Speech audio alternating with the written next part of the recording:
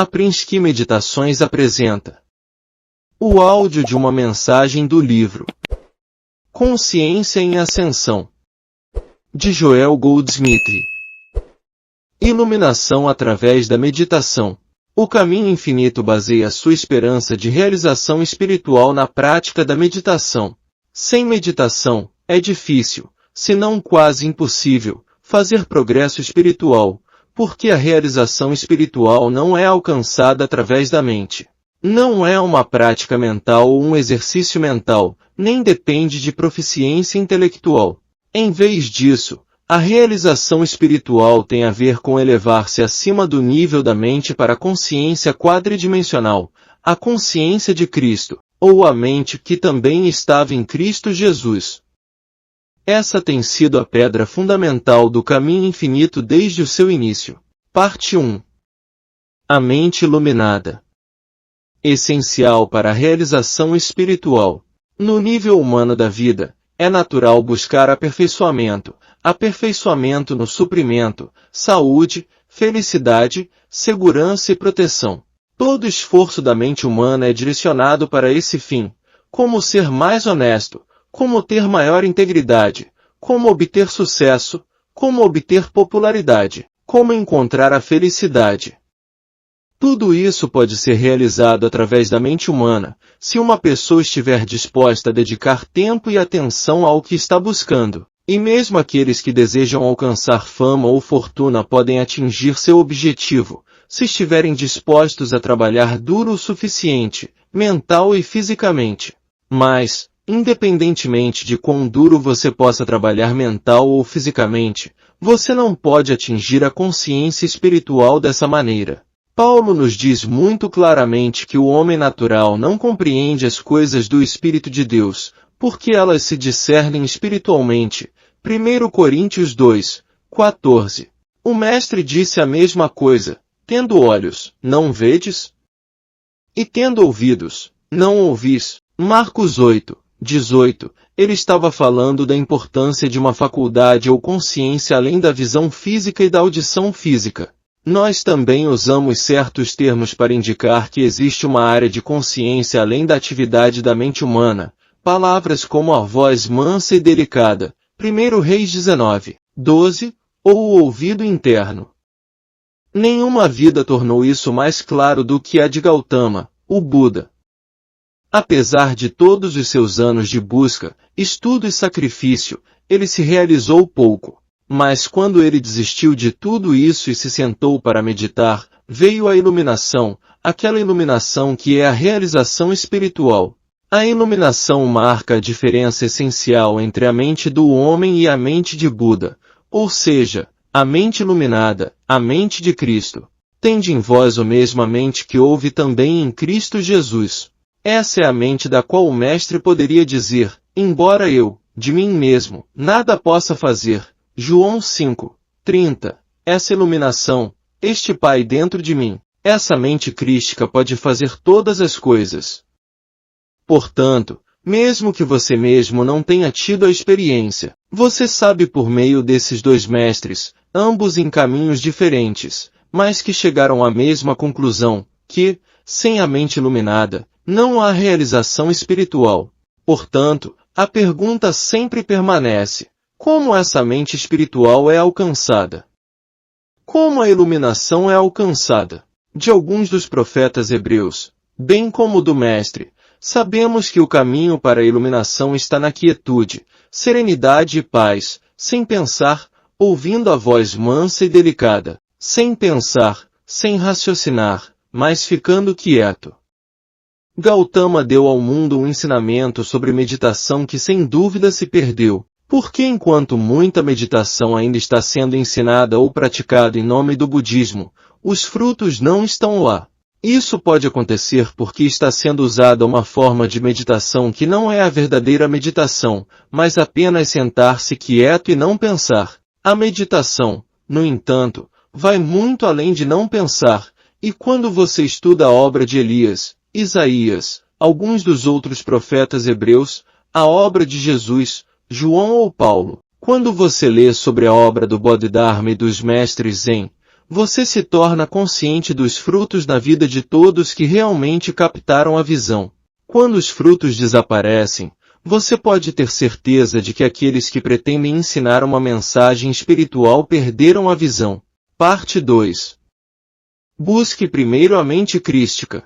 Para alcançar realização através da meditação, deve, antes de tudo, haver um acordo dentro de si mesmo de que, na meditação, não há busca por qualquer coisa ou condição, mas uma busca apenas por aquela mente iluminada, a mente crística, a mente de Buda. Chame-a como quiser, se quiser. Somente quando você puder parar de pensar em sua vida, parar de orar a um Deus Papai Noel com promessas de ser bom se ele as cumprir, somente quando você parar com isso, você a alcançará. Pare de tentar fazer de Deus uma estação intermediária para ganhar sua ambição, suas esperanças, seus desejos, e perceba que há apenas uma coisa que você deve desejar, e essa é a mente que estava em Cristo Jesus. A princípio, isso pode parecer muito abstrato. Felizmente, o Mestre prometeu que, se você for obediente, as coisas serão acrescentadas a você depois que você atingir a iluminação.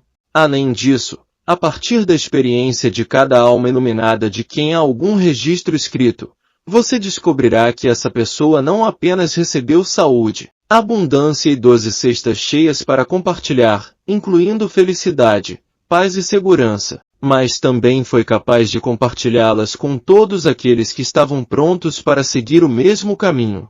Segue-me. Mateus 4:19. Deixe todos os seus desejos terrenos, aspirações, esperanças e busque a mente iluminada, e todas essas coisas lhe serão acrescentadas. Assim está provado. Tem sido uma coisa muito difícil para o mundo ocidental, porque seu histórico de materialismo é tal que grande valor é dado à conquista material. Se uma pessoa não obteve sucesso em seu negócio, se ela é pintora e não ganhou reconhecimento mundial, se ela é construtora e não construiu uma ponte Golden Gate ou algo igual, ela continua sempre buscando esse reconhecimento, muitas vezes frustrada e decepcionada. É verdade que aqueles que realizam essas coisas ganham as honras do mundo. Portanto, pessoas ambiciosas querem se tornar presidentes, governadores ou senadores, mas isso não é suficiente. Eles querem ganhar o cargo 2, 3 vezes, 4 vezes, 10 vezes, se puderem. O mundo, até agora, reservou seu reconhecimento e honras para aqueles de realização material, e isso resultou em buscar a realização material de si mesmo, em vez de buscar primeiro o reino de Deus, e então depois permitir que a realização no plano material seja acrescentada. Em nenhum momento desencorajo alguém de tentar obter saúde, riqueza ou honras, porque acredito que as grandes honras, os altos cargos e as grandes riquezas do mundo estão em mãos mais seguras quando estão nas mãos daqueles que buscam primeiro o reino de Deus. Eu acredito que a recompensa de alcançar a iluminação espiritual deve ser a conquista de cargos de confiança, seja no governo ou na indústria. Porque então a pessoa está mais bem qualificada para realizar o trabalho no interesse de todos, até mesmo do próprio mundo. Parte 3. A atividade da mente humana não é Deus. Muito frequentemente a realização espiritual é confundida com a realização mental. Os povos primitivos da Austrália, os polinésios, os maias da América Central, todos se engajaram em alguma forma de prática religiosa, mas nenhuma dessas práticas é religiosa, no sentido de ter algo a ver com Deus ou com o reino espiritual. Cada uma delas é uma atividade da mente humana. A mente humana pode ser usada para o bem ou para o mal, e é por isso que pode haver bons kaunas e maus kaunas. Porque os povos primitivos da Austrália e aqueles que praticam voodoo no Haiti podem curar ou matar. Qualquer prática que possa resultar em bem ou mal não é espiritual, mas puramente mental. Porque a lei foi dada por Moisés, mas a graça e a verdade vieram por Jesus Cristo, João 1:17. Essa lei é tanto boa quanto má, e a lei pode ser usada tanto para o bem quanto para o mal. Pode ser usada para recompensar, pode ser usada para punir, pode ser usada para abençoar um grupo e também como meio de orar a Deus para destruir o inimigo. Isso não é diferente na prática dos maus kaunas ou vodu, são cortes do mesmo tecido. Quando você ora a Deus para recompensar alguém ou ora a Deus para amaldiçoá-lo, é tolice acreditar que Deus está em qualquer uma dessas orações.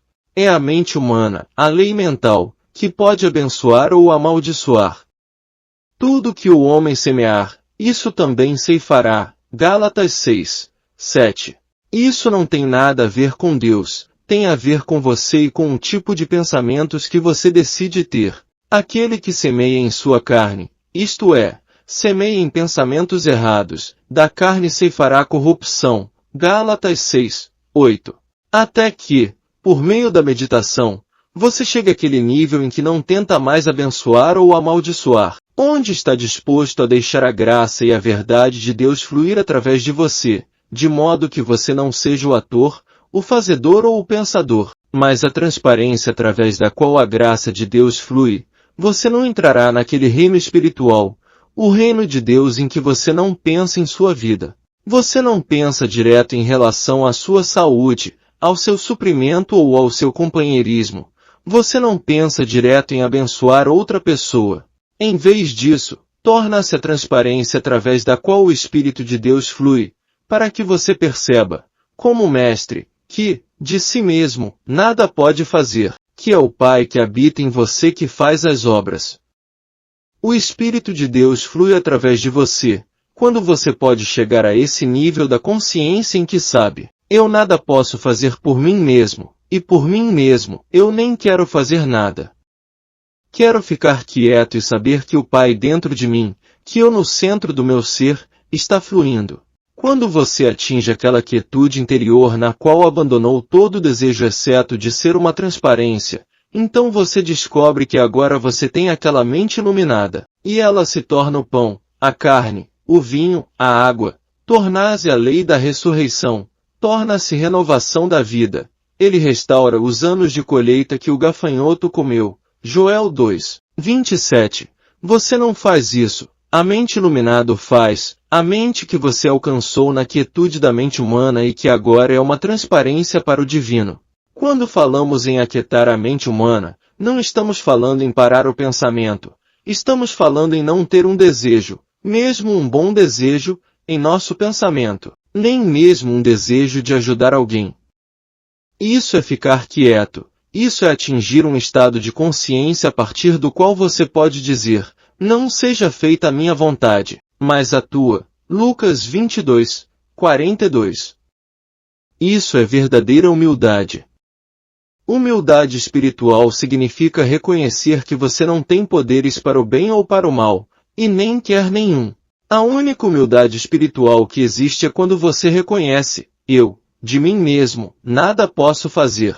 Se eu der testemunho de mim mesmo, meu testemunho não é verdadeiro. João 5, 30, 31.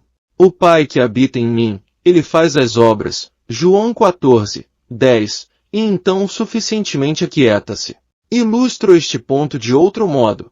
Se eu desejasse beneficiá-lo e começasse a pensar nesse sentido, lembre-se de que esse mesmo desejo ou mente que poderia fazer isso também poderia se virar no instante seguinte e dizer, bem, acho que serei um pouco egoísta em meus pensamentos da próxima vez, e veja como posso fazer isso por mim também.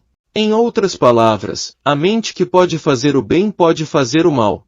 Mas se você deseja ser beneficiado espiritualmente por meu trabalho, isso deve acontecer quando estou tão completamente quieto que nem estou tentando fazer o bem ou trazer o bem para você. Quando estou tão quieto que a graça de Deus pode alcançá-lo e realizar sua vontade em você.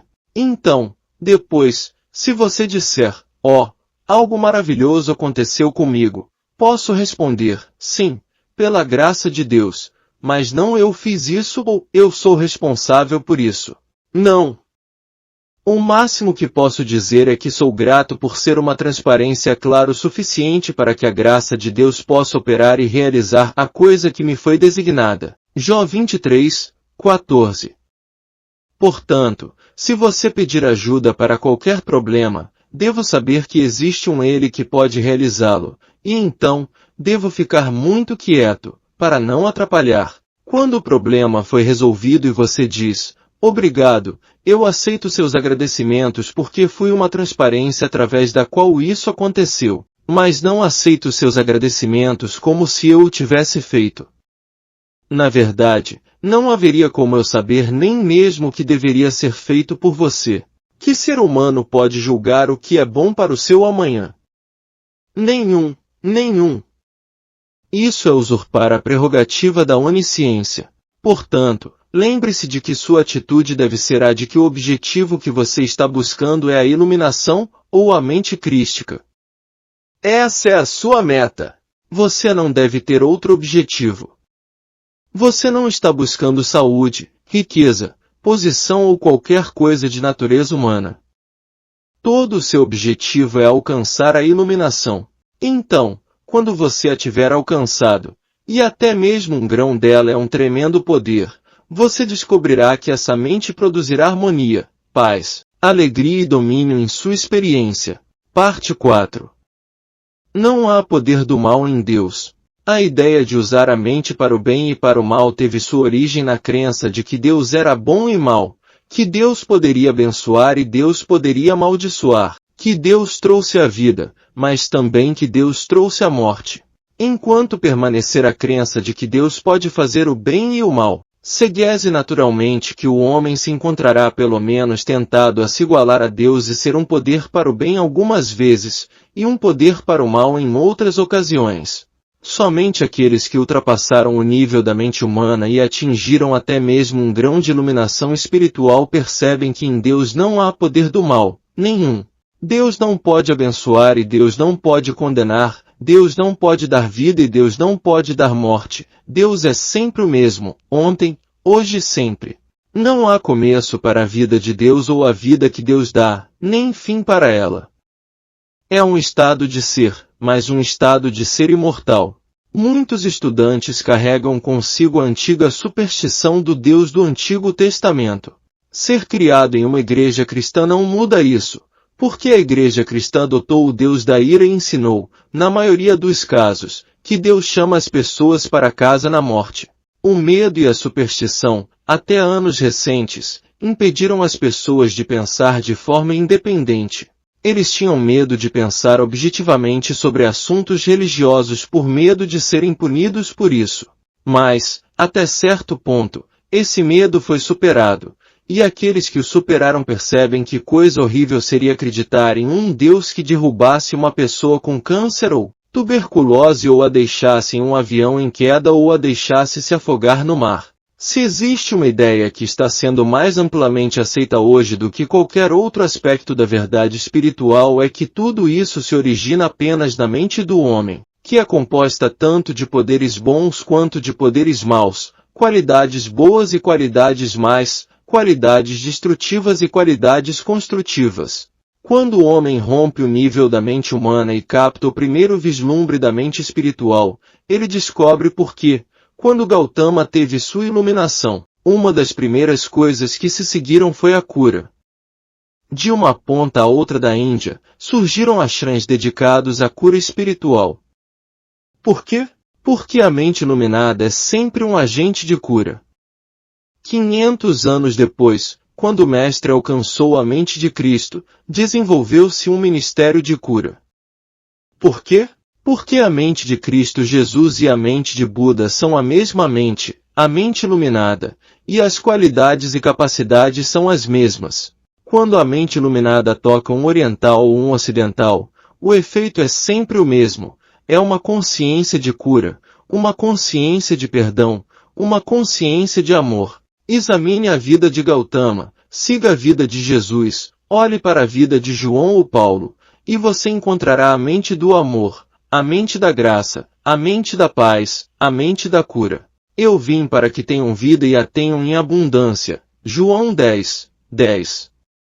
Quem diz isso agora, senão a mente iluminada? Quando um estudante do caminho infinito abandona a ideia de tentar usar Deus para obter algum aperfeiçoamento humano e busca apenas a mente iluminada, ele descobrirá que 10 homens justos, Gênesis 18:32, podem salvar uma cidade, uma nação ou um mundo. Tudo o que é necessário para realizar milagres é alcançar essa mente iluminada. Enquanto houver desejos, você ainda estará na mente humana, porque não há desejos na mente da iluminação, há apenas realização. Não há falta, então não há nada a desejar, há apenas plenitude. Aqueles que alcançaram a mente iluminada não poderiam ter um desejo ou uma necessidade, porque essa mente é a realização. Eu sou o pão, a carne, o vinho, a água. Eu sou a ressurreição, eu sou a vida eterna. Em outras palavras, essa mente é todas essas coisas, a iluminação é a totalidade. No momento em que você se encontra preso pelo desejo de qualquer coisa ou condição, tenha certeza de que não apenas você está na mente humana, mas também usará meios humanos ou mentais, a menos que se levante rapidamente e perceba, não. Não vou a Deus com um desejo. Vou a Deus por Deus, vou a Deus em busca de iluminação, vou a Deus para a realização dessa mente. Então você estará realmente no caminho espiritual. Você não estará no lugar de continuar trocando uma saúde ruim por uma boa, e descobrir mais tarde que ela se tornou uma saúde ruim novamente. Ou trocar a fraqueza pela força e então, com o passar dos anos, concordar com a crença universal de que, quando você envelhece, é natural ser fraco. Quando você estiver realmente no caminho espiritual, perceberá que apenas a iluminação é importante, somente essa mente, essa consciência divina, é importante. Você viverá nessa realização, deixando todas essas outras coisas serem acrescentadas, porque a mente iluminada é realmente a substância da plenitude de cada nível de nossa existência, até mesmo do nível mais prático. Essa mente era prática para o Mestre o suficiente para multiplicar pães e peixes. Essa mente era prática o suficiente para trazer maná e água para Moisés, e abrir um caminho através do deserto para ele. Essa mente era tão prática para Elias que ele foi alimentado, mesmo no deserto, por pássaros que traziam comida para ele. Essa mente que estava em Cristo Jesus é a mente mais prática que existe em todo o mundo. Houve milagres de cura, de perdão de pecados, de provisão, de liberdade, de paz que vieram a todos que tocaram não só o Mestre, mas muitos de seus discípulos e alguns dos apóstolos. Um modo de vida mais prático já conhecido é encontrado na obtenção dessa mente. Parte 5. Resista à tentação de mudar a cena humana. O caminho para a realização é através da meditação. Quando você está excluindo o mundo fechando os olhos, entrando no santuário interior, no templo de seu próprio ser, você é tentado. Você é tentado a tentar mudar sua saúde, você é tentado a aumentar seu suprimento, você é tentado a querer melhorar a saúde de outra pessoa, e até mesmo a desejar o mal a alguns malfeitores ou a se gabar de sua queda, se por acaso eles tiverem uma queda. Mas lembre-se, tudo isso é retornar ao status humano em que não há bem permanente para você. As 3 tentações que Jesus enfrentou no deserto foram tentações para melhorar sua humanidade, aumentar sua reputação, aumentar seu suprimento de comida, garantir sua proteção. Como mestre, você deve ser capaz de enfrentar toda forma de tentação para melhorar sua humanidade com um vite, Satanás, Mateus 4, 10. Toda vez que a tentação vier a você para mudar a cena humana, e isso acontecerá por anos, anos e anos, preste atenção. Você está indo a Deus, você vai meditar, e agora vem a tentação de ver se você pode melhorar sua saúde, seu suprimento, sua companhia, sua proteção ou segurança. A isso você deve resistir.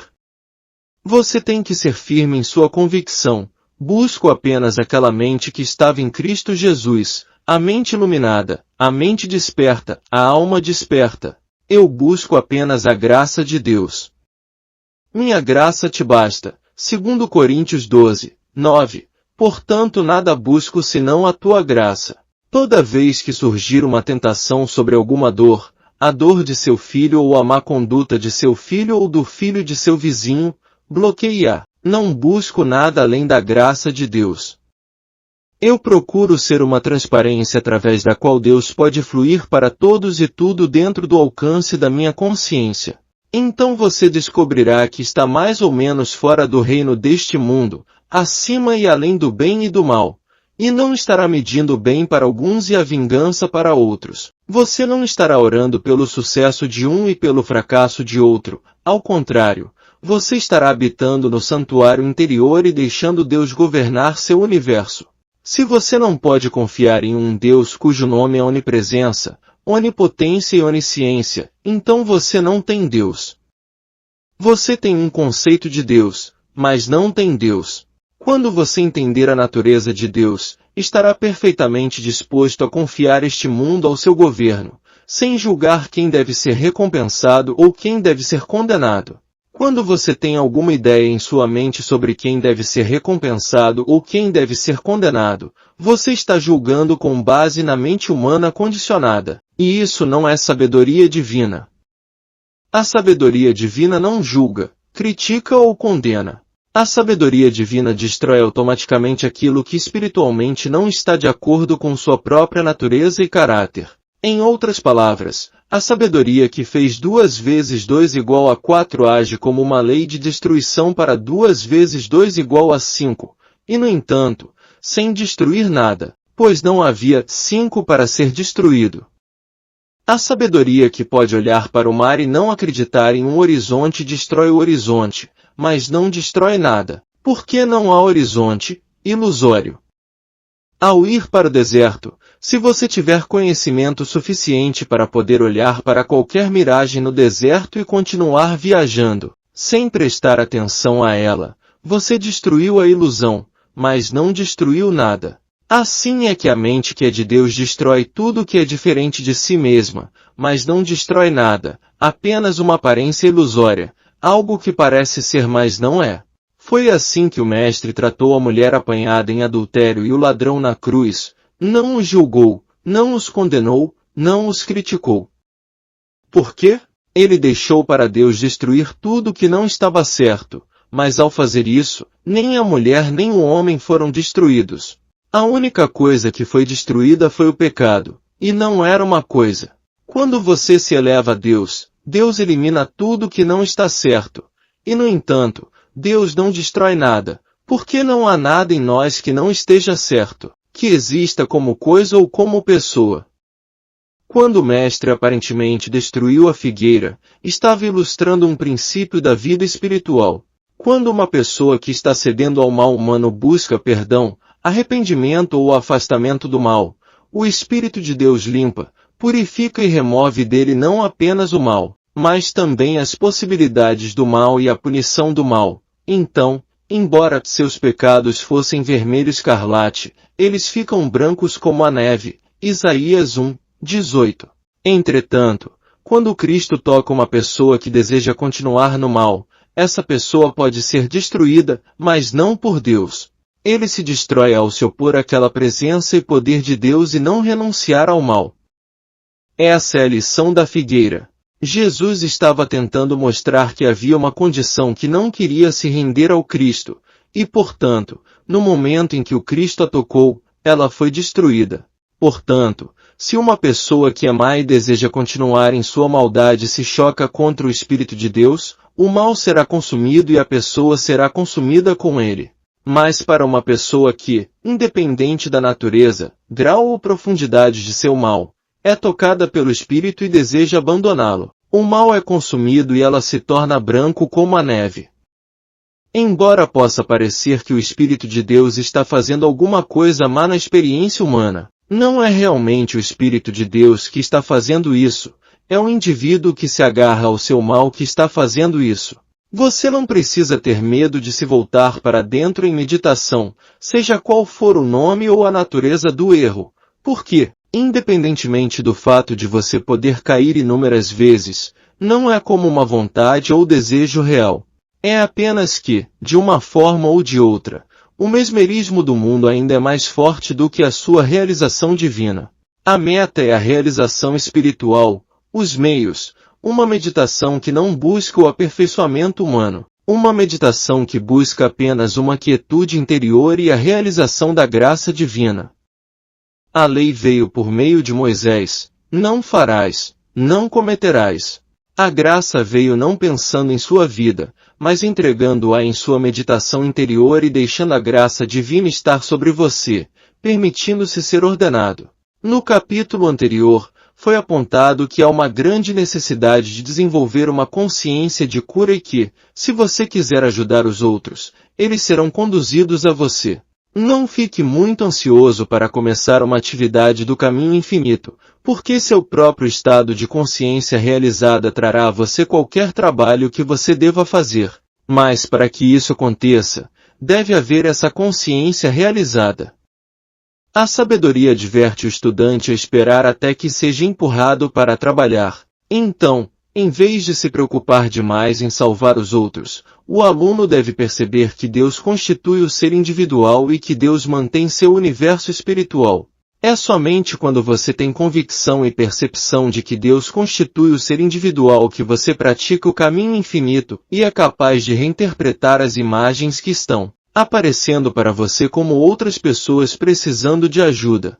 Consciência é a chave. Portanto, contente-se em trabalhar para a realização espiritual de si mesmo e deixe o mundo em paz, pelo menos por um tempo. Sua consciência realizada trará para você a obra de Deus. Portanto, dedique-se a alcançar essa consciência realizada da verdade. E então, observe o mundo sendo trazido à sua porta. Ter Deus como um ser puro pode não fazer muito por nós, se Deus permanecer como algum tipo de ser separado de nós. Deve haver a compreensão e a percepção de que, devido à natureza infinita de Deus, não há espaço para nenhum outro ser. Portanto, não existe Deus e você ou eu, existe apenas Deus, Deus aparecendo como ser individual. Este é um grande princípio de cura, com ramificações imensuráveis. Você faria bem em trabalhar este princípio em conjunto com o princípio da natureza de Deus como ser puro. Estude os trechos seguintes e alcance a consciência de apenas um Deus aparecendo como. Parte 6. Deus como ser individual. Nosso princípio maior é Deus se expressando como um ser individual, seu ser e o meu, não você expressando Deus, não você refletindo Deus. Nunca cometa tal erro neste trabalho. Você nunca é o executor, você nunca é o ator, Deus está sempre expressando a si mesmo como a realização de seu próprio ser.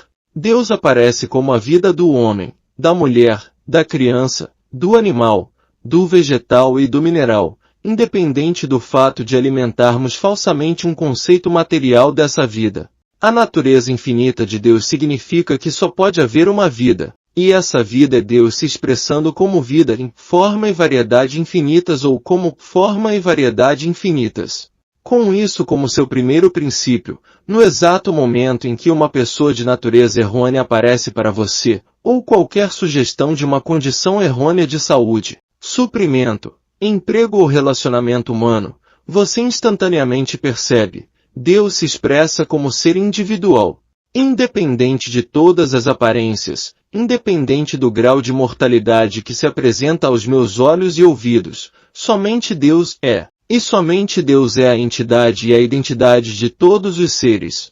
Toda vez que somos tocados por uma dúvida, um medo, uma hesitação, um sentimento de desânimo, reconheçamos que o que está operando em nossa consciência é um sentimento de separação de Deus. Não é uma separação de Deus. Porque não podemos ser separados de Deus, assim como este anel não pode ser separado do ouro. Por quê? Porque o ouro é este anel. O ouro constitui esse anel, e não há como retirar o ouro e ainda ter um anel, porque não existe ouro e anel. Há um anel de ouro. Então, assim é conosco. Não podemos estar separados de Deus. Por quê? Porque não tem como. Não existe tal coisa em todo o mundo como você ou eu. Deus, sendo infinito, é tudo que existe. Deus constitui você e eu, Deus constitui o nosso ser. Deus constitui nossa vida, mente, alma e ser, tanto quanto o ouro constitui o anel. O ouro é a substância, anel é a forma. Deus é a substância, nós individualmente somos a forma como Deus aparece. Não pode haver separação entre nós e Deus. Deus é a essência do nosso ser, a vida, alma, mente, espírito, a lei, a continuidade e a atividade. Deus é tudo em tudo de nosso ser individual, sejamos santos ou pecadores. O grau de nossa santidade depende totalmente do grau de nossa percepção consciente dessa unidade. O grau de nossa capacidade de pecador é o grau do senso de separação que se estabelece dentro de nós. No momento em que esse senso de separação começa a desaparecer, a cristandade ou filiação divina começa a aparecer. Como é uma das palavras mais importantes em toda a linguagem do caminho infinito. Deus se manifesta como um ser individual. Somos um, não dois. E é nessa unidade que tudo que Deus é, eu sou, já que Deus é o Pai e Deus é o Filho. Deus o Pai, Deus o Filho e Deus o Espírito Santo. Poderíamos explicar que, desta forma, Deus é o você invisível, e o Filho é você visível, mas eles são um, o invisível e o visível. O você invisível está olhando por trás de seus olhos. Isso que é visível é a sua forma. O você invisível é realmente a lei e a substância do você visível. Somos estados de consciência em desdobramento e nossa experiência externa nunca será maior do que nosso desdobramento interno. Se não tivermos desenvolvido espiritualmente em maior extensão na próxima semana do que temos neste momento, nossa demonstração de vida e suas harmonias não serão maiores ou melhores na próxima semana do que hoje. A única esperança que temos de maior saúde, maior sucesso, maior harmonia em nossas relações humanas é através do desdobramento de nossa consciência interna ou real. Então, por que não tirar o dia de hoje apenas como o começo de uma semana de desenvolvimento e ver o quanto mais teremos progredido em nossa compreensão e em nossa experiência externa na semana que vem? Agora, quanto ao significado das palavras meditação criativa.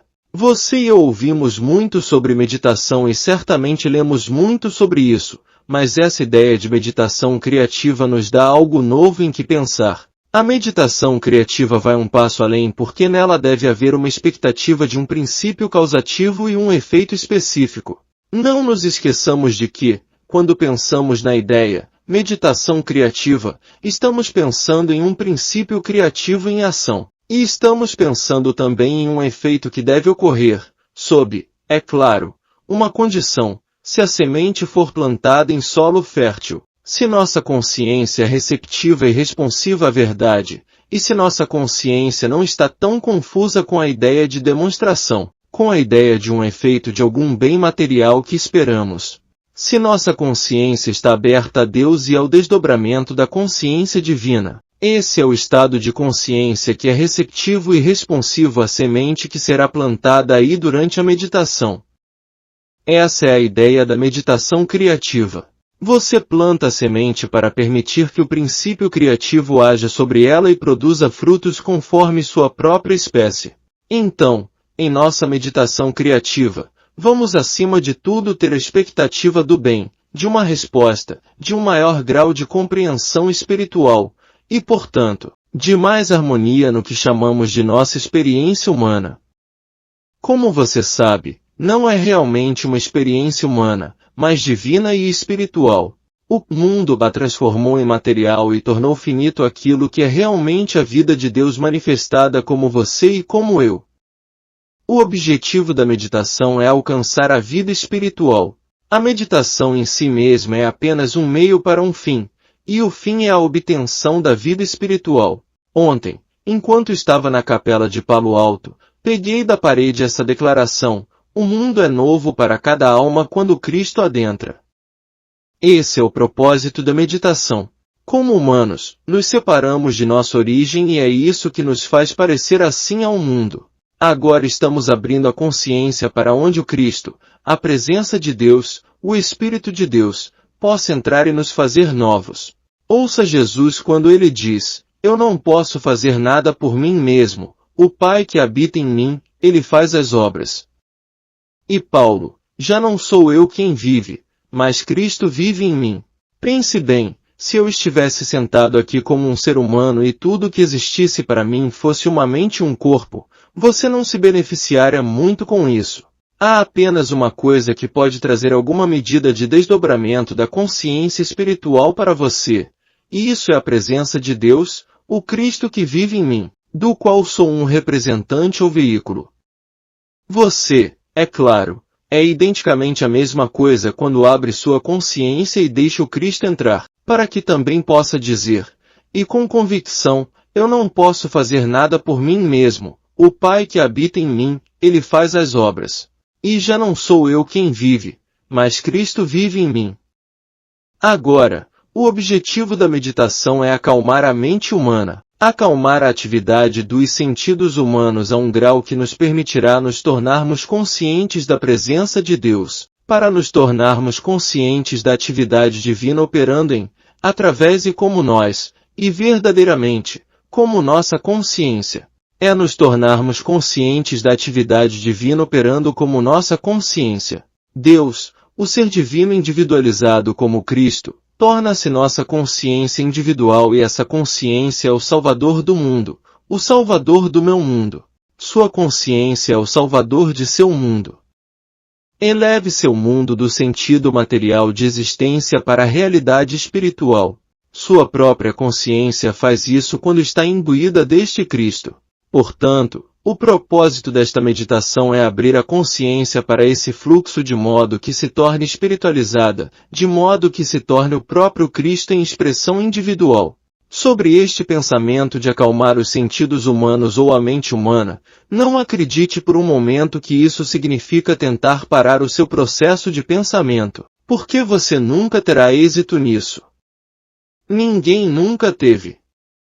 Mas chega um momento para aqueles que continuam a meditar, quando a mente humana por si mesma para, quando os pensamentos não se intrometem mais durante a meditação. Mas você não pode fazer isso tentando parar de pensar. Tudo o que pode fazer é conter isso por um tempo, e então se romperá mais forte do que nunca. O que você pode fazer durante a meditação é aprender a não prestar atenção aos pensamentos que passam pela sua mente. Eles não irão prejudicá-lo nem ajudá-lo. E na verdade, é isso que estamos aprendendo neste trabalho, que nenhuma quantidade de bons pensamentos humanos ajudará e nenhuma quantidade de maus pensamentos humanos fará mal. Também neste ponto, é tão natural para mim saber e dizer isso, que muitas vezes não me lembro de que pode haver aqueles que foram influenciados por ensinamentos metafísicos que enfatizam o sentido de pensamento correto, ou o pensamento humano ou aprender a ter os pensamentos certos. O que eu digo não é de forma alguma uma crítica, julgamento ou condenação desse método ou abordagem de vida. Cada caminho que percorremos nos eleva, até o ultimato, que é Deus. Portanto, não estou falando em contradição com qualquer outra abordagem. Estou apenas apresentando o que tem sido meu desdobramento individual, ao qual a mente humana não é um poder. A mente humana não pode criar o bem e não pode criar o mal. Aparenta que sim, isso é verdade. É por isso que temos o mundo humano, é por isso que temos esse ensino metafísico, porque existe essa aparência do mal e pensamos que algo é necessário para corrigir essa visão. 2 vezes 2 são 4 e nenhuma quantidade de pensamento humano irá mudar isso. Amor é amor e nada vai mudar isso. E assim, enquanto estamos meditando, se os pensamentos persistirem em vir à nossa mente, passando pelo nosso andar de cima, não nos preocupemos com isso. Deixe esses pensamentos virem e deixe-os ir. Eles podem ser pessoais e sensuais também, mas não vamos prestar atenção a eles. Lembremo-nos de deixá-los ir e vir por conta própria e logo, por falta de alimentá-los com sua atenção, eles não virão mais. Podemos matá-los de fome aprendendo a desconsiderá-los, e quando os desprezamos, mantemos nosso pensamento real no objetivo de nosso trabalho. O objetivo do nosso trabalho é um estado de receptividade para que o Cristo possa fluir. Esse é o propósito pelo qual meditamos. Esse é o objetivo que esperamos alcançar, a capacidade de ter um reconhecimento consciente da presença de Deus. Onde o Cristo se torna a realidade do nosso ser, não estamos mais no sentido humano de existência, mas no espiritual. E esse é o primeiro passo, a meu ver, neste caminho espiritual. Tire seu pensamento de pessoa, lugar e coisa. Tire seu pensamento de corpo, saúde, dinheiro ou emprego. Tire seu pensamento de cada situação humana, agora mesmo, neste minuto, e envie-o a Deus. Centralize seu pensamento, agora mesmo, em Deus. O que é Deus? Deus é amor, Deus é alma, Deus é vida. Você não pode definir Deus. Se pudesse, não seria Deus. Não vamos definir o que é Deus. Vamos remover o pensamento da pessoa, do lugar e das coisas, e dizer a palavra Deus. Deus, a consciência divina de meu ser. Deus, a alma do meu ser. Deus, a lei do meu ser. Deus, a substância do meu ser, a substância de todas as formas. Deus, o princípio criativo do universo, a lei para o meu ser. Deus, a substância, a lei de toda forma, de toda formação. Deus, a substância, a lei, a causa e até a forma de todo efeito. Deus, a substância, a lei, a vida eterna de todas as formas. Você não pode separar Deus, a vida, de sua forma na qual você é. Deus é a vida em todas as formas. Deus é a substância, a lei, de todas as formas.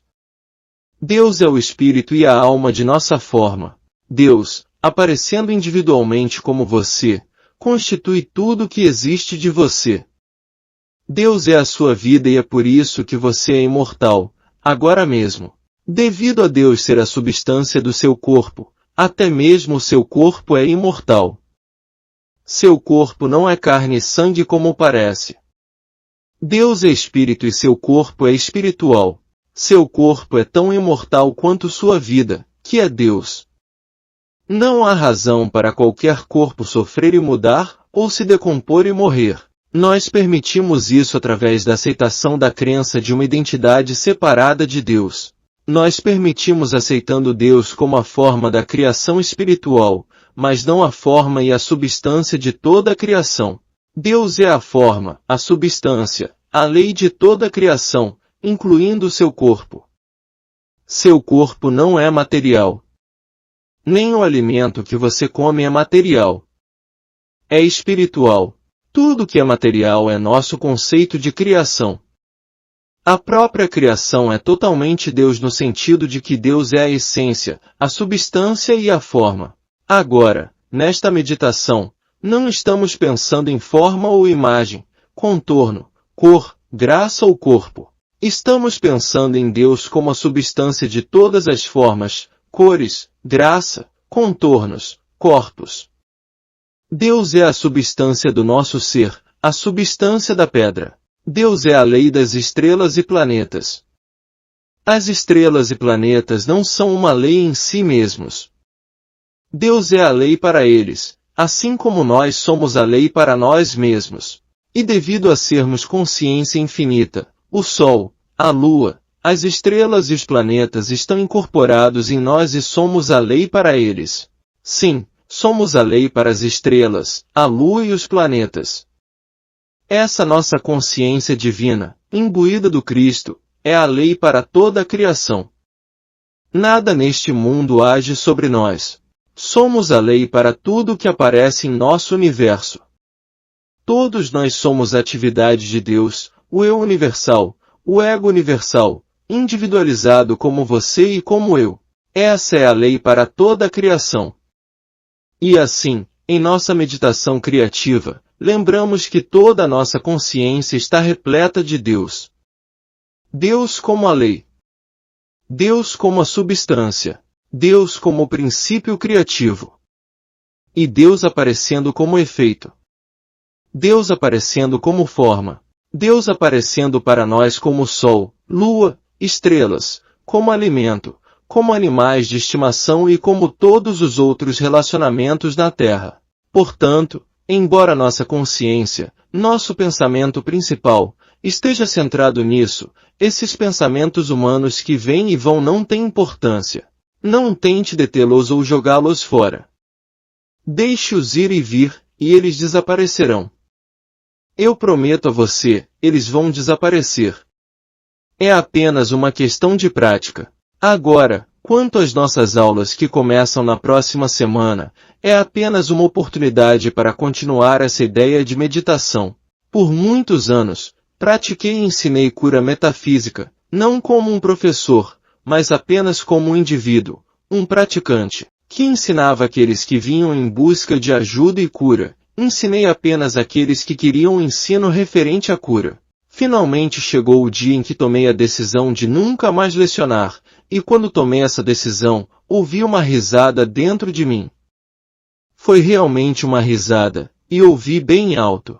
E essa voz disse: "Ah, vai sim. Você ensinará, mas ensinará aqueles que eu enviar a você e ensinará a eles o que eu lhe der para ensinar." Eu não questionei isso, mas também não entendia ou sabia como isso aconteceria. Então, um dia, uma senhora que vinha ao meu escritório em busca de ajuda me perguntou se eu poderia falar para um pequeno grupo sobre o assunto da Bíblia. Eu disse não, que não estava ensinando. Mas os telefonemas continuaram chegando por várias semanas, e finalmente, pensei em abrir uma exceção, e por 4 noites, falar sobre a Bíblia. E essas 4 noites se estenderam até os dias de hoje, sem a interrupção nem mesmo de uma única noite. E então eu descobri que isso se tornou literalmente verdade. Não estava procurando alunos, e aqueles que vieram por conta própria, seja por meio da leitura de meus escritos ou por meio de recomendações. Por isso, sinto-me impelido a dizer a respeito dessas aulas, que quem as frequenta não deve vir esperando que sejam palestras, ou esperando ter um bom momento.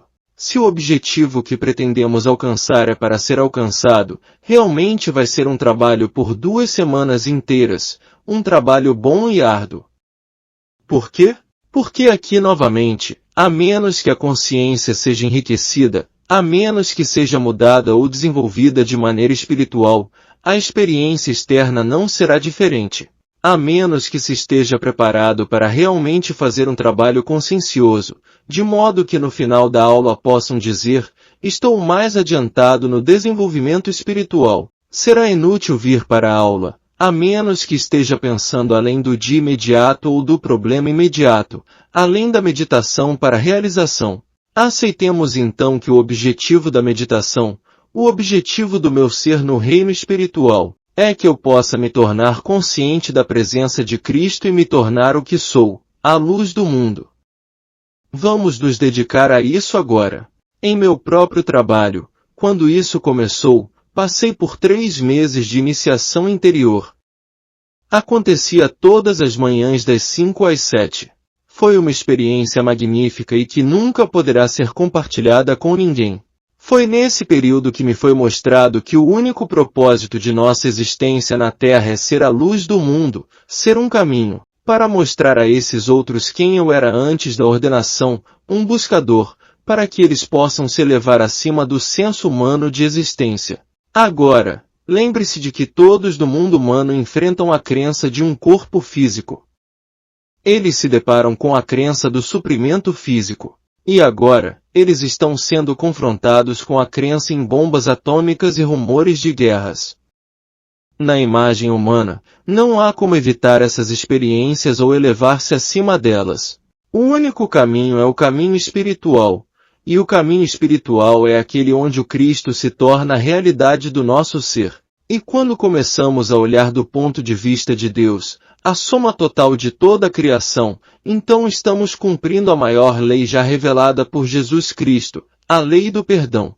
Não existe lei maior do que a do perdão. Lembre-se, ame a Deus com todas as suas forças e ame o seu próximo como a si mesmo. Esse próximo é todo ser humano na terra, todo animal, toda planta. E não há como você amá-los enquanto os mantém em condenação. Então, nesta meditação, veja e entenda que Deus é a vida, alma, mente, não apenas de amigos, mas de todos os assim chamados inimigos. E dessa forma, você eliminará todos os inimigos. Jesus disse a Pilatos: não podes ter poder sobre mim, a menos que venha do Pai que está nos céus. Essa é a nossa resposta aos inimigos ou inimizades de todas as formas, quer sejam homens, pecado, doença ou carência. Alguns de vocês que me ouviram em janeiro se lembrarão de quantas vezes enfatizei este fato, que essa lei do perdão é a verdadeira lei da demonstração. Essa capacidade de ver Deus como a mente, a vida e a alma de inimigos e também de amigos. Por quê?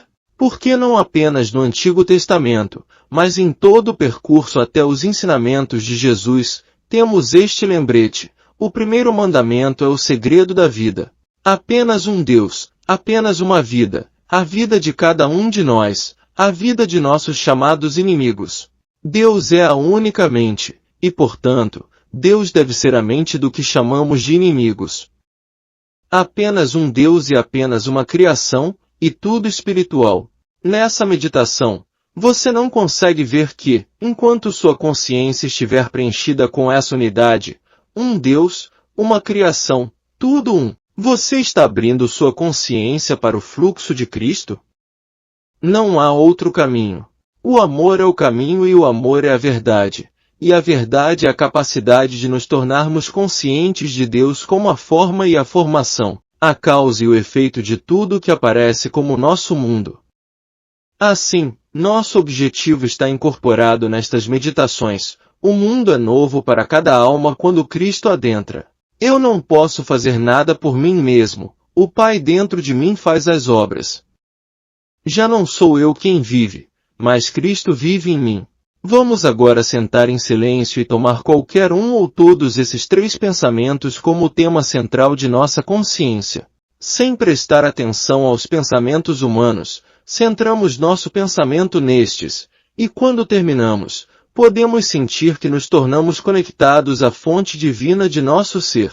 Como ajuda, posso oferecer-lhe o seguinte: você está familiarizado com a ilustração que usei a respeito do suprimento e saberá imediatamente o que quero dizer. Eu disse que as laranjas que crescem na laranjeira não são o nosso suprimento, não são nem o suprimento de laranjas. Elas são o efeito, o resultado, o fruto do suprimento. O suprimento é a lei que opera em e como a árvore. Você pode tirar todas as laranjas enquanto essa lei estiver em vigor, você terá mais laranjas. Agora, pensar nas laranjas como um suprimento e tentar possuí-las ou até mesmo doá-las e pensar que você está dando algo é tolice. Você não está dando nada porque elas estão se multiplicando rapidamente o tempo todo. E então, com isso como ilustração, você se lembrará que tudo que vê é apenas o resultado da lei de Deus. Você se lembrará de que por trás do visível está a lei de Deus produzindo e reproduzindo. Aquilo que é visível para você, seja dinheiro ou qualquer outra coisa, é apenas um efeito do suprimento, não é suprimento. É apenas um efeito do suprimento. Suprimento é a consciência do bem interior, e enquanto tivermos isso, teremos o que chamamos de dólares. Agora, da mesma forma, quando olhamos para as pessoas, não olhe para elas e pense nelas como boas ou más, doentes ou sãs. Olhe por trás do indivíduo e veja que cada um é apenas o produto, o resultado, a representação, o veículo através do qual ou como Deus está aparecendo. Lembre-se de não dar valor a laranjas, dólares ou pessoas. E mesmo o bem que parece vir por meio deles, embora seja grato por isso, olhe por trás para ver a verdadeira fonte de onde vem. Ninguém é bom por si mesmo. Todo o bem que você já fez não foi resultado de sua própria natureza. Não somos bons nem maus na vida, é Deus em seu esplendor. Nós nunca fomos caridosos ou gentis, essa é uma qualidade de Deus em seu esplendor. E embora tenhamos essas qualidades, isso não significa que as temos de nós mesmos. É de Deus. O mal também não é uma qualidade em si mesmo. Não existe um mal concreto. O mal é apenas Deus brilhando. É a nossa má interpretação dele que faz com que pareça para nós como mal. Não pode haver o primeiro mandamento: não terás outros deuses, poderes, além de mim e o mal. Não pode haver um bem infinito e o mal. Portanto, o mal que vemos é apenas uma aparência negativa, um conceito, uma ideia falsa daquilo que é real e que é Deus, o bem. Jesus disse: não poderias ter poder sobre mim, a menos que te fosse dado pelo Pai. E então agora, ao olharmos para o indivíduo, vamos olhar por trás dele e ver que somente Deus está aparecendo através dele ou como ele, e que não há mal. Deus é o único poder para qualquer coisa que tem efeito. O mesmo com laranjas e dólares. Não vamos ver isso como suprimento, mas como o efeito da lei de Deus, que eu sou. O efeito da lei de Deus, que eu sou. A meta do caminho espiritual é o desenvolvimento da consciência individual a ponto de atingir aquela mente, que também estava em Cristo Jesus, Filipenses 2, 5. Se atingirmos esse objetivo, sua consciência e a minha serão um oásis, e todos aqueles que chegarem ao alcance de nossa consciência serão alimentados, encontrarão água e vinho, pão, carne, cura, paz. Assim como os antigos hebreus podiam ir a Jesus e encontrar paz, cura e comida, aqueles que vêm a nós serão ressuscitados. Parte 7. Frustrações no caminho. No início de seu trabalho no caminho infinito, um estudante pode começar a sentir desconforto, frustração ou desânimo. Se ele não passar por algumas dessas experiências, ainda não terá uma compreensão real da mensagem.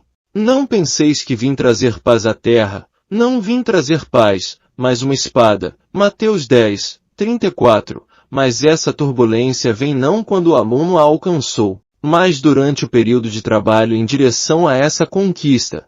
Se um aluno tem formação religiosa ortodoxa, ele está acostumado a orar a Deus por aquelas coisas que acredita precisar. Pode ser saúde, suprimentos, companheirismo, lar, melhor clima ou mais colheitas.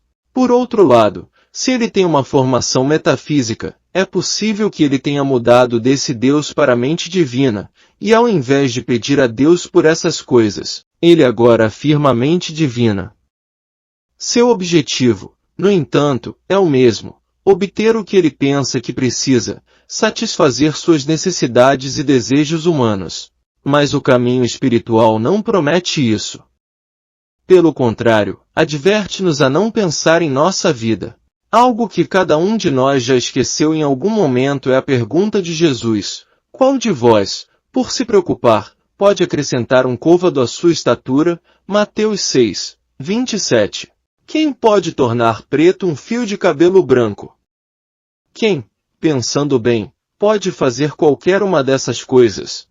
No entanto, quantos estão tentando pensar em seu caminho para a harmonia, para a paz, para a realização? Nesses dois pontos, ou nos treinamos ou fomos treinados erroneamente. Em primeiro lugar, fomos a Deus em busca de coisas, e em segundo lugar, acreditamos que, pensando, poderíamos alcançá-las. Ao abandonar esses dois conceitos, atravessamos águas profundas. Passamos por períodos de frustração quando nos sentamos para meditar e percebemos: não posso ir a Deus por nada nesta meditação. Não consigo nem pensar no que realmente quero. Tudo isso deve ser deixado de fora. Tenho que entrar no santuário interior do meu ser, deixando do lado de fora o mundo, com todos os seus desejos e necessidades. Eu tenho que deixar a mim e minha vida lá fora.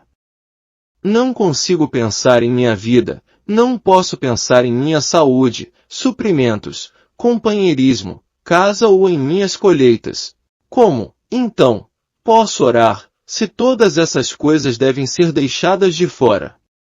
A resposta nos é dada pelo Mestre: buscai primeiro o reino de Deus, Mateus 6, 33. Essa é toda a resposta ao segredo da oração.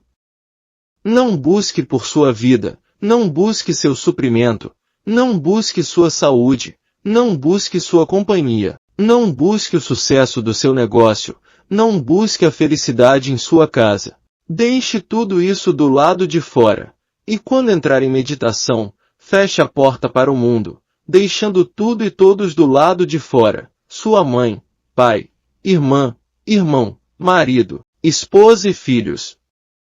Todos são deixados de fora enquanto você entra e busca o reino de Deus. Procure entender e alcançar esse reino. Busca a natureza e o segredo do reino. O que é o reino de Deus? Como é? Quais são os seus tesouros? O que o Mestre quer dizer quando afirma, é do agrado de vosso Pai dar-vos o reino? Lucas 12, 32. O Pai não nos deu todo o dinheiro que pensamos que precisamos, toda a saúde ou a casa que acreditamos ser necessária.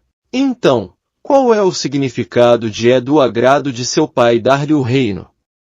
Não diz que é do agrado de Deus dar-lhe o reino deste mundo.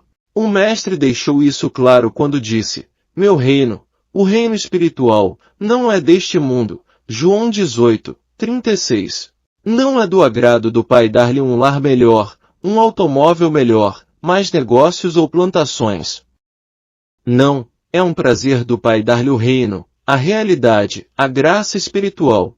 É do agrado de seu Pai dar-lhe paz, minha paz, João 14, 27, paz espiritual, paz de Cristo, não a paz que este mundo pode dar. Este mundo provavelmente poderia lhe dar um coração melhor ou mais anos para passar na terra. Este mundo poderia lhe dar mais dinheiro, mais casas, melhor transporte. Mas minha paz, a paz de Cristo e os dons de Deus não abrangem nenhuma dessas coisas mundanas. Nome, fama, fortuna, reputação, nada disso é dom de Deus. O dom de Deus é a paz espiritual, o dom de Deus é o amor, o dom de Deus é a verdade, e muitas outras coisas que estão sob o título de tesouros espirituais. Não é difícil imaginar o que todos nós passamos quando finalmente percebemos a futilidade de ir a Deus por qualquer coisa de natureza terrena ou material, por aquelas coisas humanas que acreditamos precisar.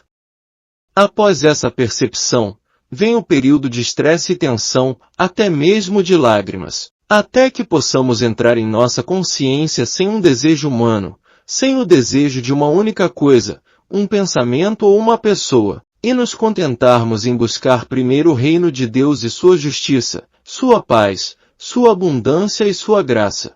Toda a Bíblia promete que, quando atingirmos a realização do reino de Deus, outras coisas nos serão acrescentadas. Desde o momento em que qualquer líder, profeta, santo ou vidente no Antigo Testamento alcançou a consciência de Deus, ele viveu uma vida encantada, uma vida que realmente demonstrou a onipresença do bem. Não é apenas evidente que a saúde do Mestre deve ter sido perfeita, mas sua consciência era um santuário no qual outros poderiam entrar e encontrar cura, alimento, suprimento, paz e perdão. E o que não significaria para aqueles de nós que carregamos algum fardo de culpa por algum ato de omissão ou comissão, se pudéssemos ser levados à consciência de um indivíduo e encontrar ali o perdão e a consequente paz que viria sobre nós? Alguns de nós encontram tais pessoas no ministério da igreja, no ministério metafísico ou no ministério místico, e apenas por estarem em sua presença, elas nos conferem um sentimento de paz, um sentimento curativo e reconfortante de não condenação, não crítica e perdão. O objetivo é que você e eu alcancemos a consciência crística, trazendo assim a nós mesmos a paz crística, a saúde crística, a integridade crística, o perdão crístico, a alegria crística, e então, em virtude de nossa realização, nossa própria consciência se torna um santuário para o qual atraímos nossa família, nossos amigos, nossos vizinhos e todos aqueles que são receptivos. Todos que tocam nossa consciência podem não necessariamente sentir isso, porque alguns vêm somente em busca de pães e peixes, e isso é algo que não temos para dar. Eles não vêm buscando a graça de Deus, a paz que excede o entendimento, a alegria do Senhor, a abundância dos dons de Deus.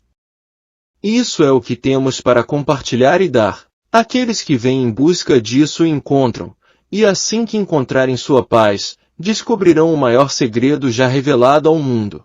No mundo, na realidade, não há pecado, doença, morte, carência e limitação. Parece haver todas essas coisas, mas a verdade é que elas existem apenas na mente, E quando a mente para de buscar coisas e encontra um santuário de paz, aqui fora só existe harmonia. O mundo inteiro é tão harmonioso e alegre quanto o que vejo quando olho pela janela para a pacífica cena havaiana. Mas sabemos que lá fora existem tantas pessoas infelizes, doentes e pobres quanto em qualquer outro lugar, qualquer cidade nos Estados Unidos ou em qualquer outro país do globo. Há tanta doença nessas ilhas, tanto pecado, e ainda assim, neste momento de consciência, nada disso é evidente. Por quê? Porque realmente não está lá fora, está apenas na mente daqueles que estão buscando a paz que o mundo pode dar, e eles não estão encontrando paz porque o mundo realmente não pode dar paz. Essas pessoas acreditam que muito mais dinheiro ou muito mais saúde representam paz, ou acreditam que formar uma nova família ou se livrar da antiga família representa paz. Quando alcançam o que pensam que desejam, descobrem que não encontraram a paz, porque não há paz no mundo. Algumas de nossas pessoas equivocadas estão tentando encontrar um tipo de paz de ausência de guerra comprando a amizade de outros povos, e então aprendendo que aqueles a quem eles estão dando mais estão retornando na forma de ameaças de guerras. Nenhuma paz será encontrada no dinheiro, em obtê-lo ou em doá-lo. A paz vem através da obtenção da consciência do reino de Deus. Parte 8. A meditação revela a natureza do reino de Deus. Para a maioria de nós, o reino de Deus é apenas o nome de algum lugar remoto, tão remoto, visionário e sem sentido quanto Shangri-La, exceto que sabemos que, se descobrirmos o reino de Deus, descobriremos ao mesmo tempo a natureza da paz, da harmonia, da integridade, da completude e da abundância. Mas o que é este reino de Deus? Tudo o que sabemos é que, por meio da meditação, contemplação e comunhão, conforme ensinado na mensagem do Caminho Infinito, a natureza desse reino de Deus e os tesouros que o Pai preparou para nós serão revelados.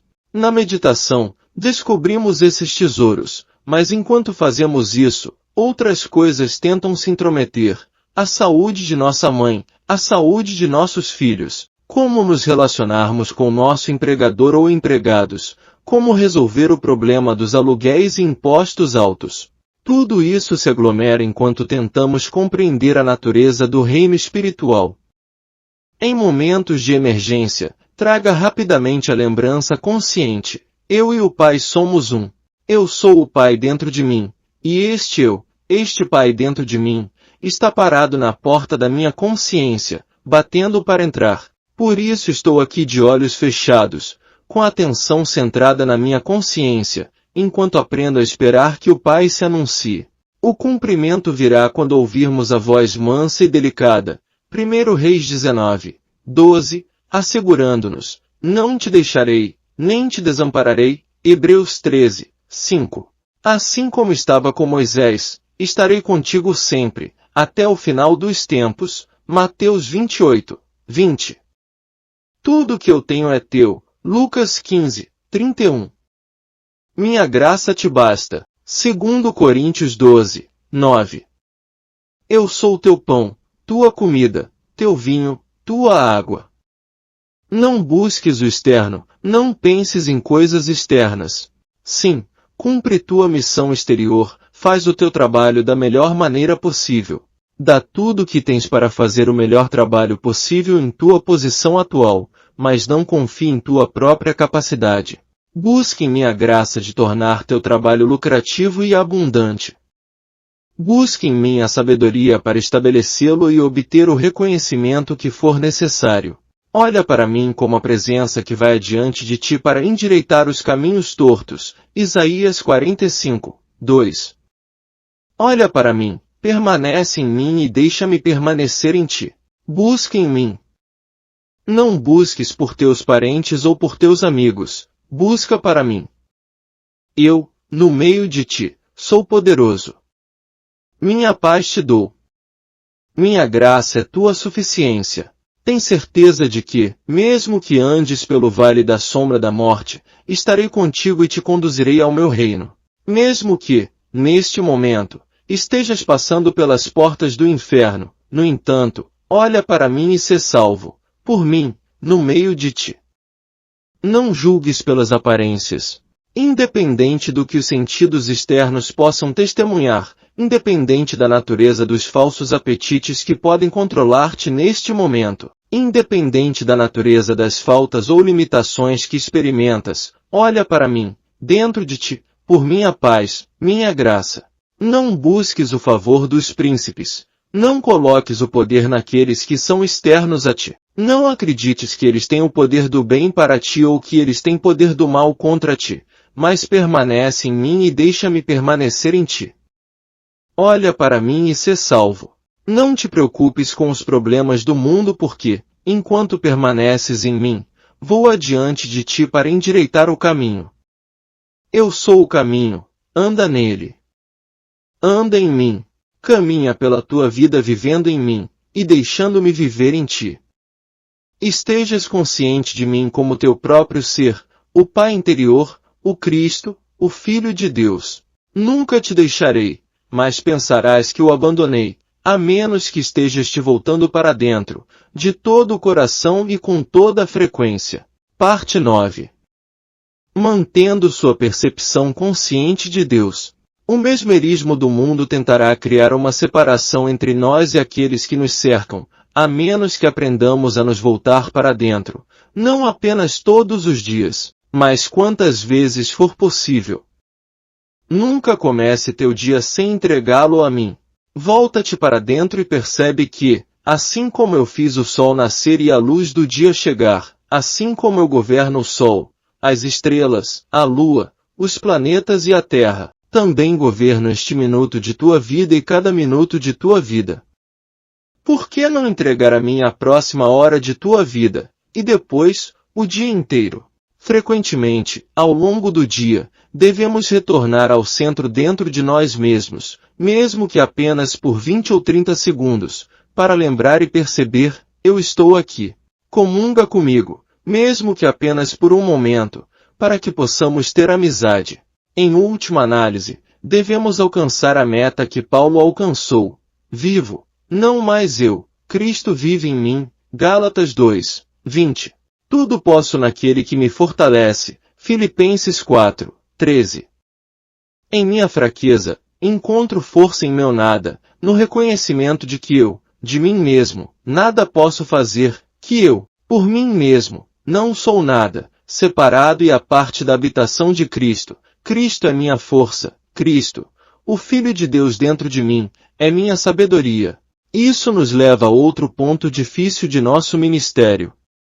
O mundo foi ensinado por tanto tempo que o Cristo viveu há 2000 anos, que não é uma questão simples romper completamente com tais ensinamentos e perceber que o Cristo nunca nasceu e o Cristo nunca morreu. Cristo está conosco até o fim do mundo e antes que Abraão existisse.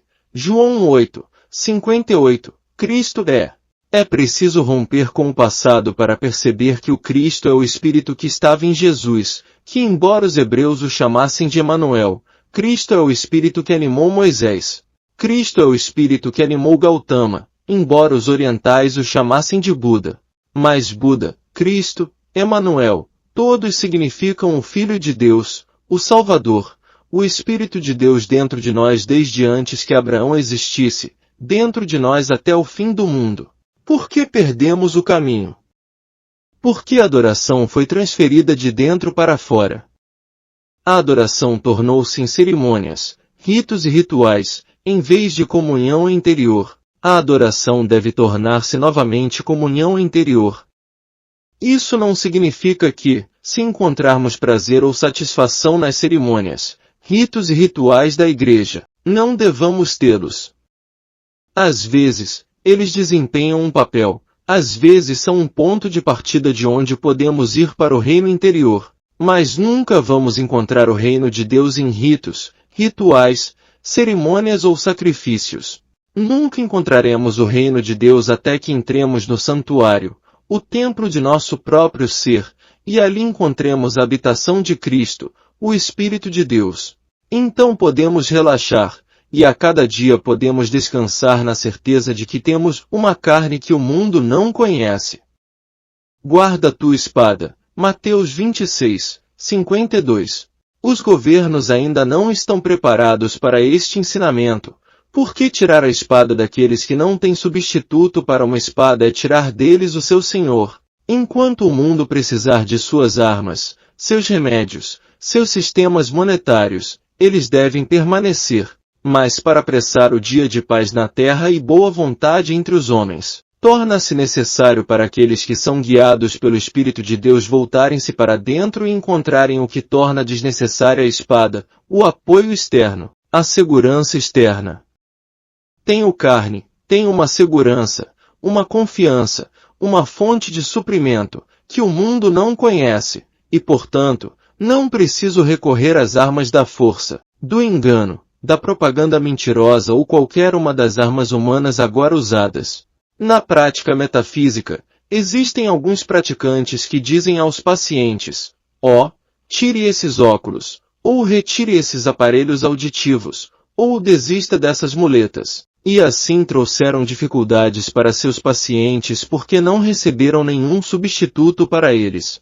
É somente quando uma pessoa alcançou plenamente a consciência crística e essa consciência tomou o lugar dos suportes materiais que ela pode abandoná-los. Não dizemos ao mundo: desista de seus exércitos, desista de suas armas, embora saibamos quão desnecessárias elas são na presença de Cristo. O poder temporal é um poder aterrador enquanto opera em seu próprio nível, mas, quando entra em contato com a natureza do Cristo, esse poder temporal mostra-se não poder.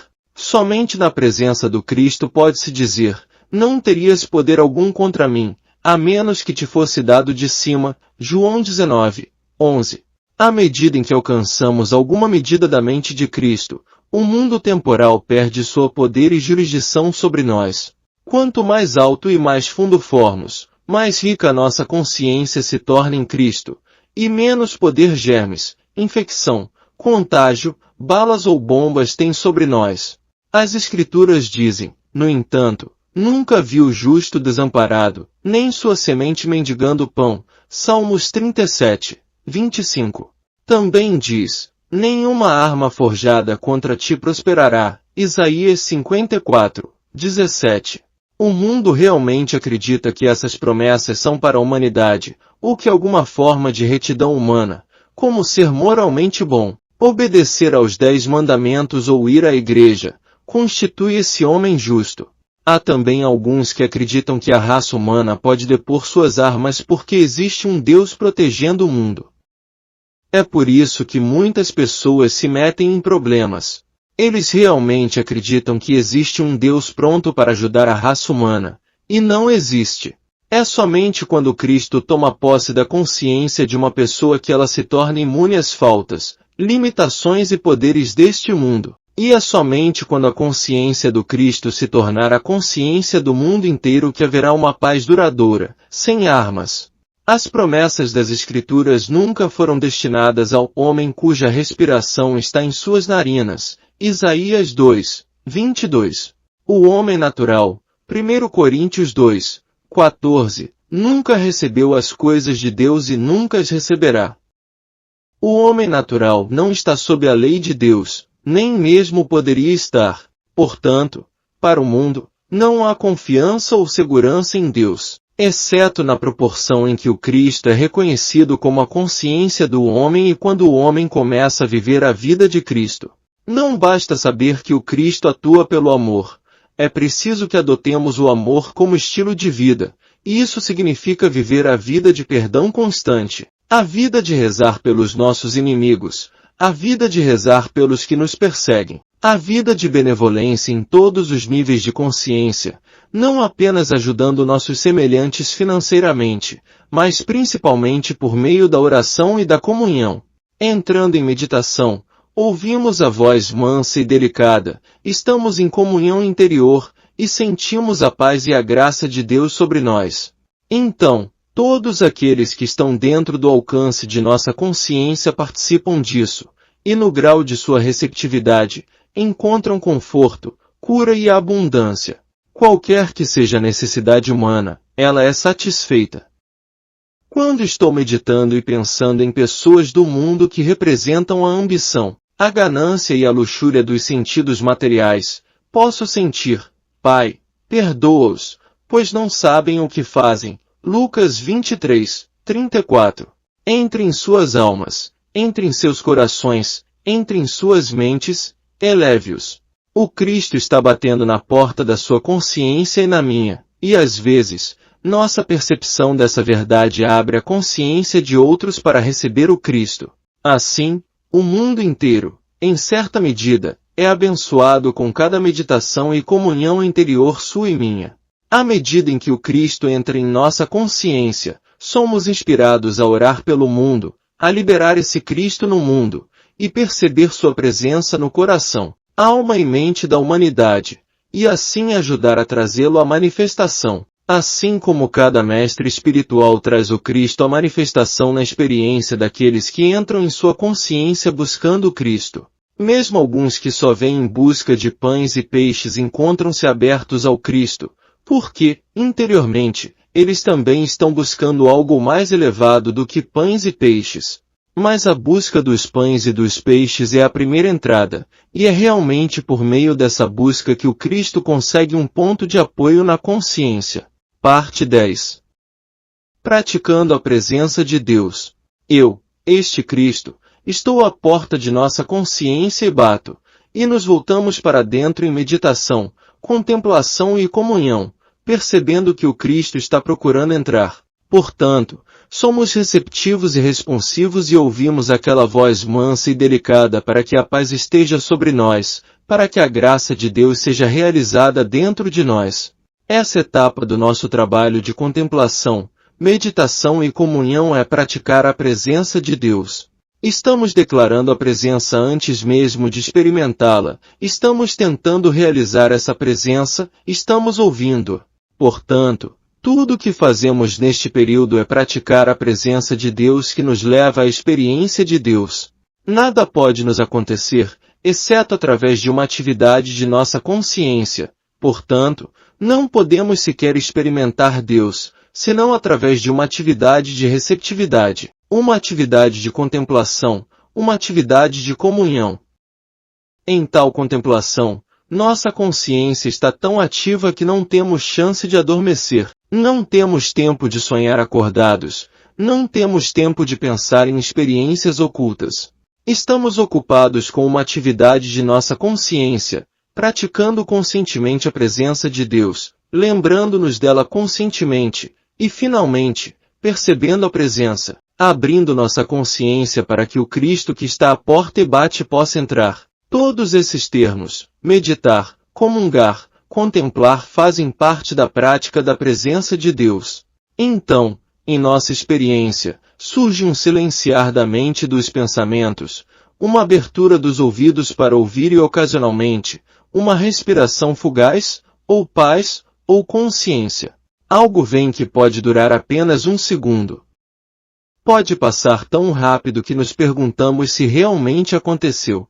É por essa razão que a prática deve ser contínua, até que finalmente nos estabeleçamos interiormente em um estado de paz. A razão é que, a essa altura, conseguimos entrar sem levar nossos problemas conosco, sem levar nossos parentes, nossos amigos ou nossos medos da guerra. Eventualmente, somos capazes de entrar e deixar o mundo lá fora. Quando isso acontece, entramos em estado de comunhão, porque o Pai nada sabe dessas condições mundanas. Se ele soubesse sobre elas, ele as resolveria antes mesmo de pensarmos nelas. Mas o reino de Deus é algo totalmente diferente deste mundo. Meu reino não é deste mundo. A minha paz não é a paz que o mundo dá. Depois de muitas semanas, provavelmente aprendemos essa lição tão completamente que podemos nos acomodar em nossa meditação e imediatamente deixar o mundo estacionado do lado de fora.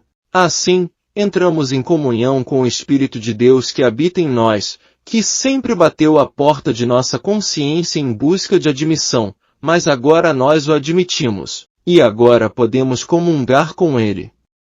O que acontece nesta comunhão é tão diferente que a cada um chega como uma experiência diferente. Não adianta esperar uma resposta como a que seu vizinho ou colega recebe. A relação entre você e seu pai é tão pessoal, tão individual, que sua resposta virá de maneira individual para atender às necessidades de seu estado de consciência. Você pode ser ordenado para ser um curador. Você pode ser ordenado como artista, escritor ou ator. A cada um virá um desdobramento de acordo com seu estado individual de consciência. Porque você pode ter certeza de que, enquanto a raça humana não tem missão e nenhum destino exceto ser obliterado, sua identidade espiritual individual, o Filho de Deus em você, que está sendo levantado em você agora, tem um destino e propósito específicos que foram delineados por Deus desde o princípio, quando você foi criado à sua imagem e semelhança. Por todos esses séculos você esteve separado e afastado de seu destino, mas nesta comunhão interior, você agora descobre seu eu, seu verdadeiro eu, sua verdadeira identidade, e então sua missão é revelada a você, sua função na Terra, seu propósito, e tudo o que é necessário é dado a você para cumpri-lo. O Natal foi arbitrariamente definido como 25 de dezembro, e como acontece com qualquer tipo de observância imposta de fora, para a maioria das pessoas ele perdeu seu significado e deixou de desempenhar um papel vital na vida de muitas pessoas que celebram esse dia especial. Se algum de seu significado religioso é reconhecido, geralmente é de maneira superficial, como um dever. O verdadeiro Natal, que só pode ser guardado em nossos corações, é perdido de vista, e isso não é surpreendente, porque, para a maioria das pessoas, o dia de Natal ainda não chegou. Não houve nenhuma experiência interior do Cristo em sua consciência. Eles estão adormecidos para a luz dentro deles, que eles, em seu estado obscuro de consciência, não conhecem ou reconhecem. Eles não sabem que eu vim ao mundo como uma luz, para que todo aquele que crê em mim não permaneça nas trevas, e que eu estou dentro deles esperando seu reconhecimento. Então, para o mundo inteiro, vamos silenciosa e secretamente dar a mensagem de Cristo. Desperta, tu que dormes, e levanta-te dentre os mortos, e Cristo te iluminará. Efésios 5:14. Um feliz e abençoado Natal. E que a luz interior se torne cada vez mais brilhante. O Natal é um lembrete da meta universal de paz na Terra e boa vontade para com os homens. Pode um ser humano, por si mesmo, saber o significado dessa boa vontade e da paz de Cristo?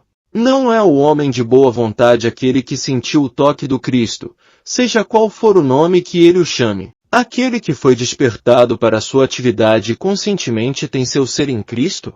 E esse homem não se torna então um instrumento para a vontade no mundo e para a elevação da consciência. Parte 11. O Natal.